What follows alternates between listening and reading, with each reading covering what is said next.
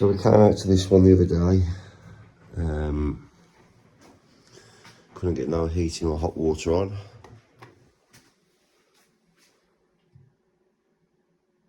Nest, we just saw reading the nest. No demand. It's exactly the same fault. When we came the other day, we found there was reverse polarity into this switch here on the supply going into it. So we disconnected the electrics from that, put it onto a fly lead. There's the old fly lead. Check the polarity into this socket. We plugged it in there. Everything worked.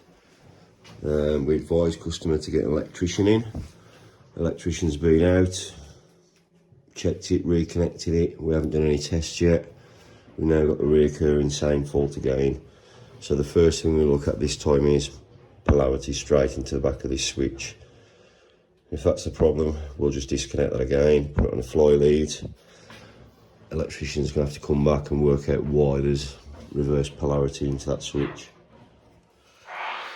Okay, so we've now got the correct polarity.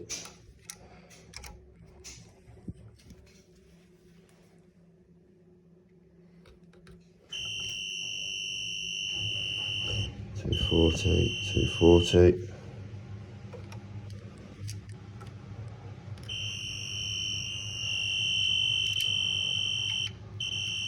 Okay, so we'll be checking our switches and the nest to make sure we've got the right power coming down now. Okay, so we've got no permanent live to these valves. We're getting 240 on our switch into them. We're getting nothing coming out of it because there's no permanent live. So we need to track back what's giving us the permanent live. So we'll trace back. We know there's a condense pump down there. So we'll track back, see if that's breaking our switch. Right, so we've traced this fault back. It's the reason why we've got no permanent live. It's because the condense pump is faulty and not activating. So the level of the water is up at the minute. As you can see, the float is up. If we push that down, float goes down. We've tested this switch here, so we get continuity the switch makes or breaks. So basically we're looking for a 240 volt current to come back out of this onto the permanent live and fire the boiler. The reason that's not done that is because this is not pumping the water away. We've tested voltage coming down into there, back out the other side, into the pump motor, and that's not working. Polarity's okay to it, so we've got a faulty condense unit. Right, so we've got a faulty pump, faulty condense pump. Power into it's correct.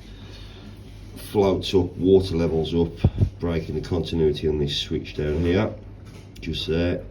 We've tested the switch continuity, switch works, however we've got no voltage coming back to give us a permanent live into the valves.